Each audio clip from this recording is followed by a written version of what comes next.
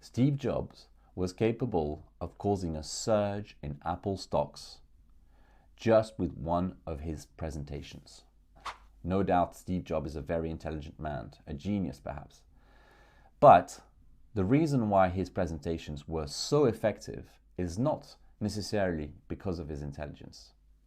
Here's what John Sculley had to say about it, one of Apple's former CEOs. He says, "Most people don't realize that what looked spontaneous was rehearsed over and over and over." He's talking about Steve Jobs' presentations. And then he says, Steve thought about every word, every step, every demo. So you see here how important it is to rehearse. No matter who you are, you may have some skills that you've had since you were small and you've never really worked at it. It's annoying like that. Some people have these abilities that they're born with. But there are skills that you can gain. When it comes to public speaking, becoming a good public speaker means that you will have to rehearse, and rehearse some more. That's the case for any skill, not just public speaking. Here's what the Harvard Business Review says in the same article when it talks about John Sculley and what he thought about Steve Jobs' presentation. This is what they say.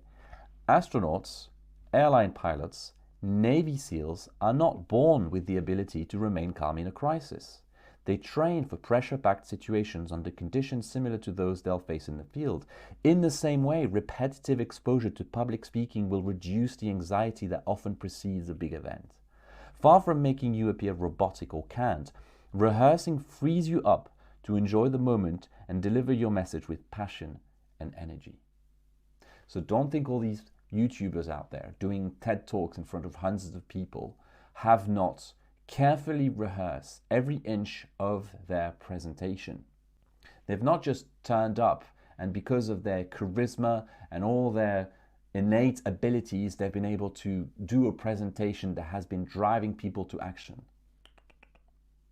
The reality is they've rehearsed, and so should you. Whatever the presentation you have to do, if your intention is to do a good presentation that will stimulate people to perhaps put into action what you're telling them, you're going to have to rehearse.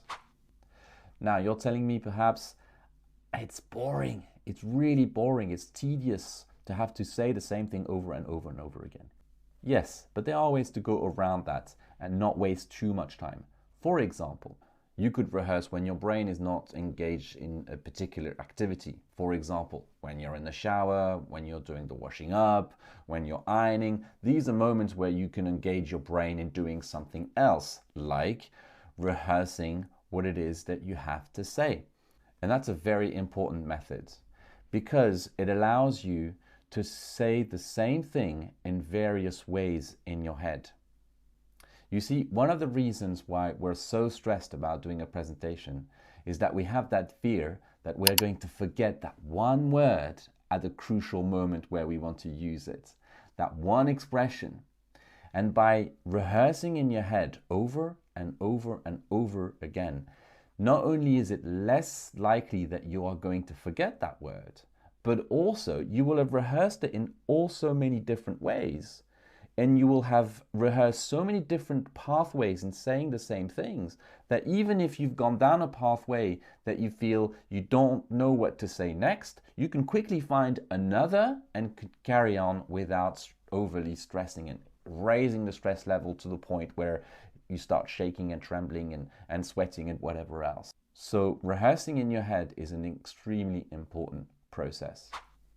But it is also necessary to do a conscious rehearsal where you putting yourself in situ, in the situation or as close to the situation that you are going to be in when you are going to do your presentation. And this is where the selfie mode in your camera is very valuable. You have to record yourself at some point. You have to look at yourself, however difficult and cringy it may be sometimes. And trust me, I have to do it often and it's not pleasant. But do it and be honest with yourself. And remember what I said in my last video. Look at the things you can do and praise yourself for it. And also look at the things that you're struggling to do and try and ameliorate them. Try and make sure that you change these little tics that you may have in your language and that may seem annoying to certain people.